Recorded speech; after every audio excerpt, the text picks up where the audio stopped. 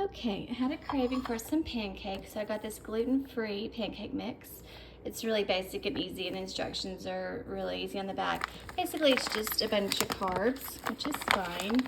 1/4 of a cup, here's the macros. Yeah, so it's mostly carbs, a little bit of sugar. I'm mixing it up in this so I can pour it. I'm just kind of literally adding water as I go. I'm not gonna add an egg or almond milk or anything like that later on. Or I may do it now. I will put some walnut pieces in there because I don't have pecans.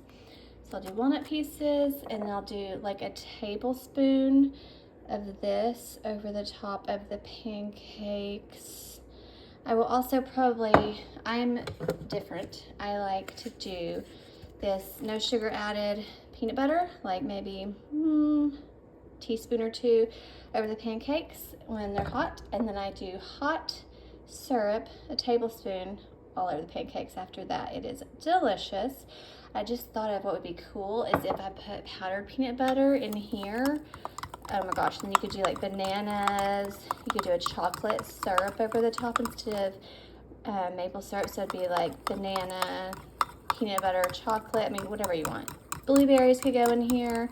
I eat blueberries every day, and I like them with my oats, but today I want it like old school, treat myself kind of little pancake situation. So I just kind of stir it till they're all gone, and if it's too liquidy like that, I just add more powder.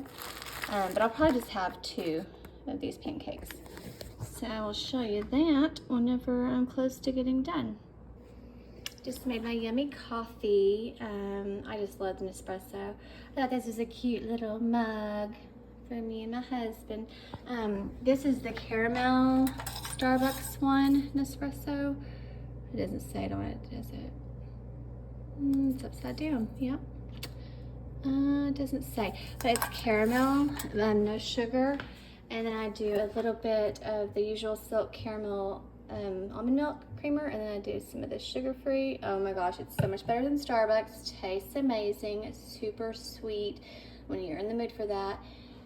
And of course, you could always put the little pumpkin spice on there. You could also put pumpkin spice on your pancakes, but this time I wanted cinnamon on the last one, which they're starting to turn out better. I'm kind of like rotating the pan around like a crepe so that it gets done. But anytime I smell it, like smelling like it's burning, I check on it. And you know, you can control your temperature. Like people just set it and forget. You can just set your own temperature for whatever you want, whatever's happening up here. So that's the cinnamon, and I will flip it. And then I want to show you what a real tablespoon looks like. People don't realize it's not very much. I mean, it is like that big. Here's another example. That much. That's it. That's the tablespoon of syrup, because just a lot of empty calories and empty, well, sugar is inflammatory anyways, but this is all natural, but still a ton of sugar. So I just wanted to show you the back. You know, for me, sugar causes a lot of inflammation and pain in my joints, so I try to avoid it, and it's just a lot of empty calories. I'm doing a heavy glute day today and legs, so I just measure a tablespoon, I put it in this little thing, microwave it for maybe 10 seconds and watch it really closely, and that's the hot syrup. Okay, as usual, the first one is weird. I don't know if you've ever made pancakes, but the first one is always a little weird. So gluten-free doesn't always get golden, but it's definitely very thin.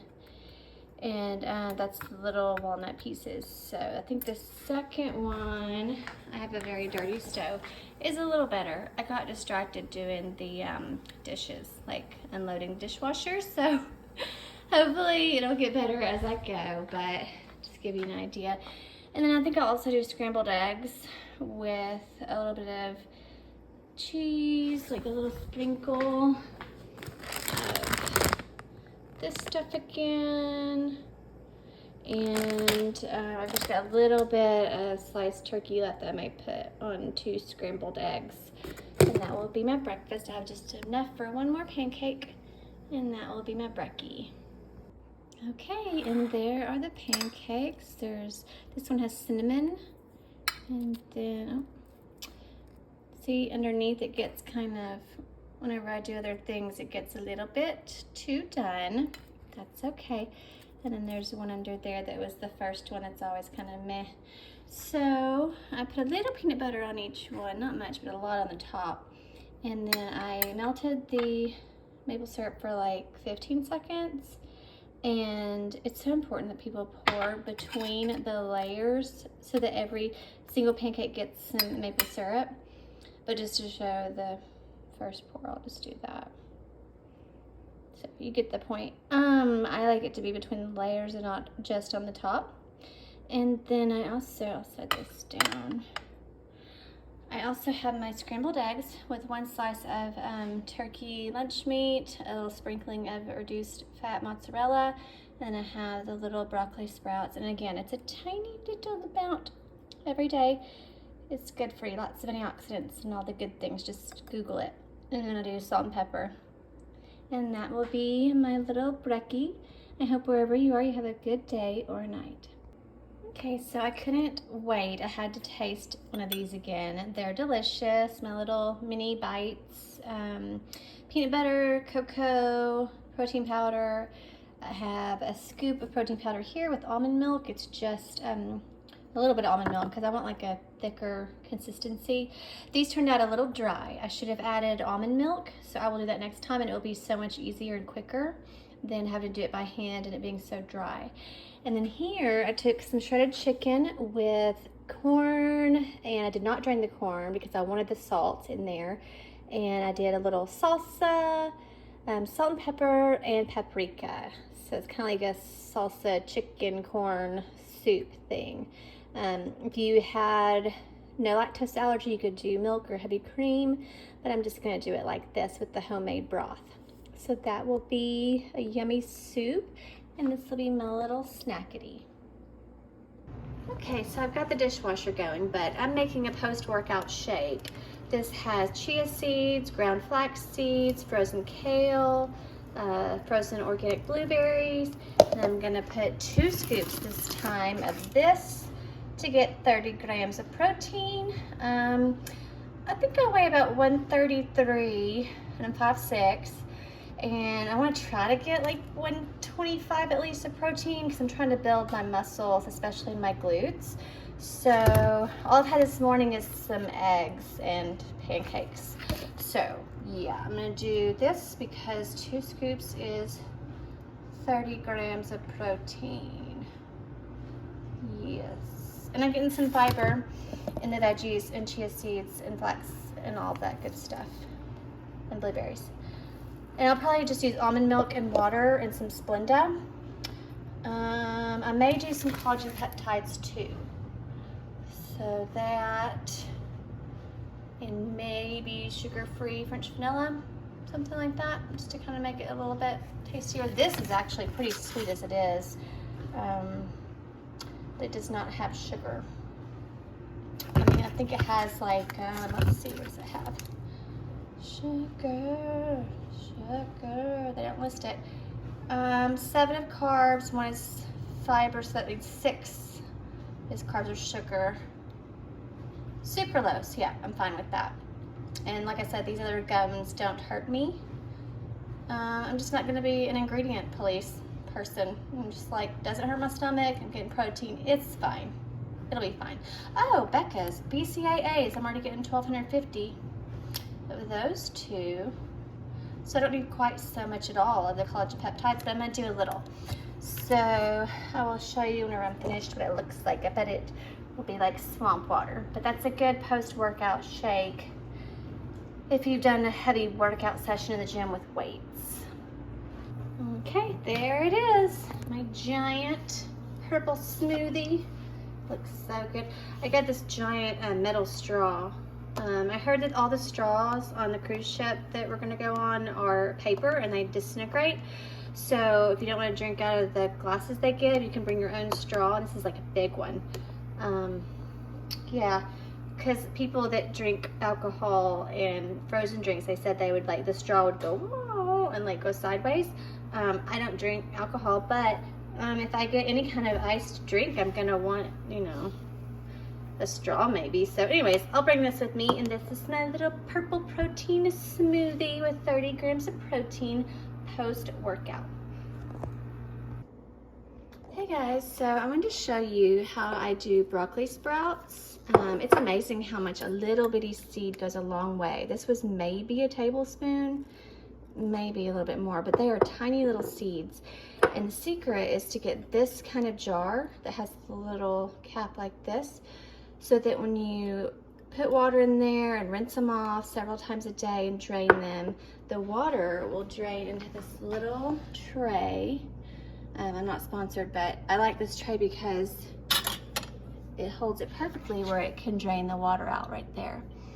But I just followed the instructions. I don't know why. In the beginning it was hard because I had the wrong container. I had some big round silver container that was terrible, and it would make it moldy and gross, and I couldn't rinse them well, but these are perfect. Every single batch you will have some that don't sprout, so that's the little brown ones. Sometimes there's a lot, so it depends on the brand that you get. But I just kind of wait till they're about that long, maybe about 4 days, 4 or 5 days. But I rinse them every day, breakfast, lunch, and dinner, and then sometimes before I go to bed. And you just like pour it out at an angle like this and make sure all the water comes out. And then you put it in the little tray, and it's really not hard. These are just the simplest way to do it that I've found. I've tried several measures, several different ways of doing it, but usually if you just follow the directions, the first day all I had to do was put water in it 3/4 full and let it sit overnight or 12 hours. I've really kind of seen that I can do just about any alteration to the directions and it doesn't matter, they still come out great. But the second day is whenever you drain the water, and I kind of shake it so that the little seeds all stick all around the outside the first day or two. Until they no longer stick to the sides because they're getting heavy from having a sprout. And that is how, you know, they're starting to really get bigger and bigger. And eventually they will fill up the whole jar. And a little goes a long way. Like I've got, let's see, it's kind of a mess in my cabinet. But up here I've got the little sprouts that I've been using. It's this one. See how little they are? They are so tiny. So it really lasts a long time. I like that one. I've gotten that one a couple of times. I may do a thing about matcha. If y'all want me to show you how to do matcha with this little kit I have, then I can do that to make it not taste like grass water, because sometimes it does taste bad if you don't do it right. So that's a really good one. And sometimes I just do like green tea, organic of course, because I'm not a super organic stickler anymore like I used to be, but if I'm putting it in my water, like tea in my water, I don't want pesticide water. I mean, that's just silly. I want organic tea leaves to have organic green tea. So anyways, that's all of that. And this is some chia seeds I got. These got to be 4 times their size. They were amazing. And chia seed pudding is actually good.